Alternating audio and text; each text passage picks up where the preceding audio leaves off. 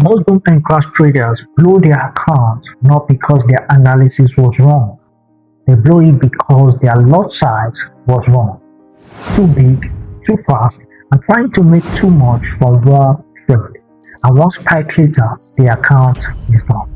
So today I'm going to show you the appropriate lot size and position I apply on boom and crash trade, and the mistake that is quietly destroying and blowing account right now.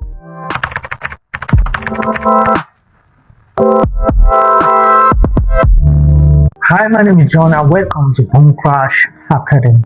In this video, we are breaking down lot sizing on boom and crash, how I decide how many lots to trade, how lot size and stop loss work hand in hand, and the biggest position sizing mistake I see traders make repeatedly on boom and crash. By the end of this video, you will have a clear and practical lot sizing framework that you can apply on your next boom and crash trade. So ensure you watch this video to the very end, because the end part of this video is where I share the most important lesson about survival on boom and crash market.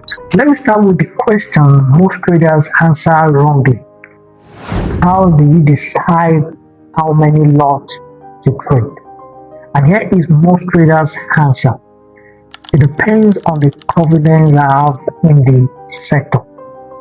That is totally wrong. For me, the account size comes first, not confidence.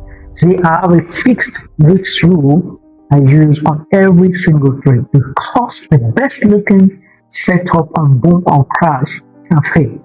The perfect supply and demand zone can be broken by a spike, and a textbook wedge pattern can still reverse against you. Confidence does not change the market probabilities. So my process is very simple and it never changes. First, I decide how much of my account I'm willing to risk on this trade. Second, I look at where my stop loss must go based on the chart structure. The third one is I adjust my lot size, because if my stop loss hit, I only lose the amount planned to lose in the market. That is it. I do not adjust my lot size just because I'm very confident in a sector.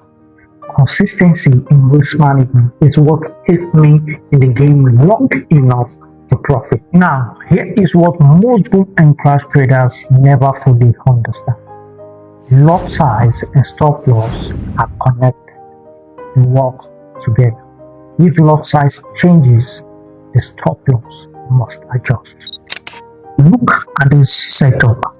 When my stop loss needs to be wider, further from my entry based on the chart structure, I reduce my lot size to keep my risk amount the same.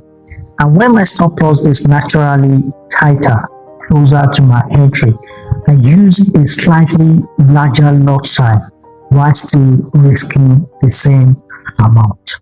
The risk amount stay consistent, only the lot size adjusts. The most important rule: I never tighten stop loss just because I want to trade with bigger lot size. The stop loss must always go to the area where the trade idea becomes invalid, not where it makes the position looks more attractive, not where it fits a round number. Where the market is telling me if price reaches here, I am wrong about the setup.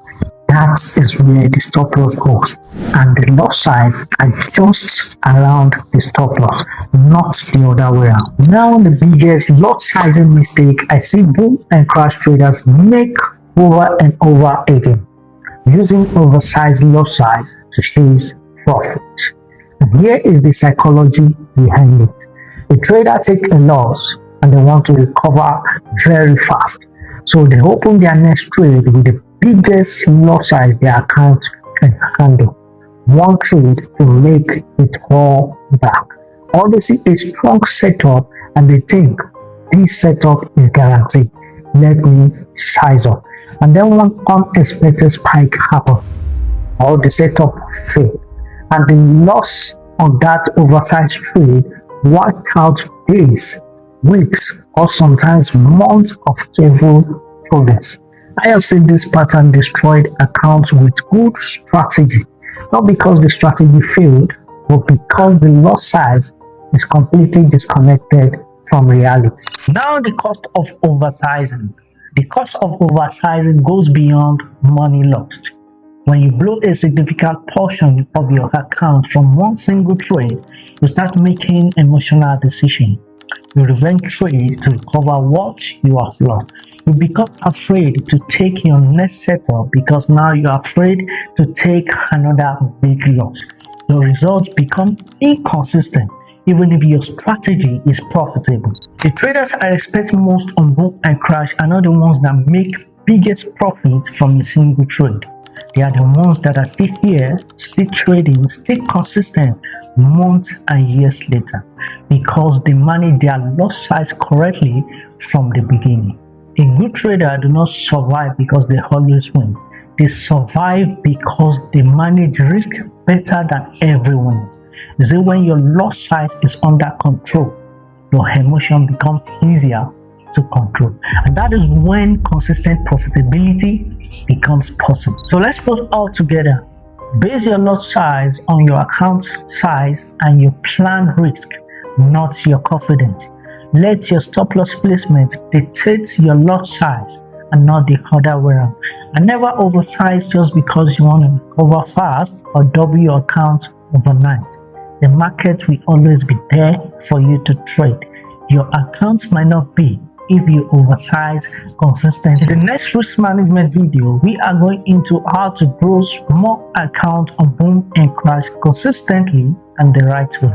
I know you love this, so subscribe and hit the notification bell so you don't miss out on this. And if you want your Boom and Crash level already mapped out, the entry zones, the stop loss zones, the take profit target, all built out from the Sacred Point methodology.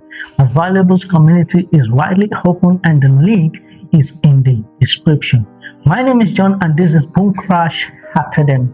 Stay disciplined, stay profitable.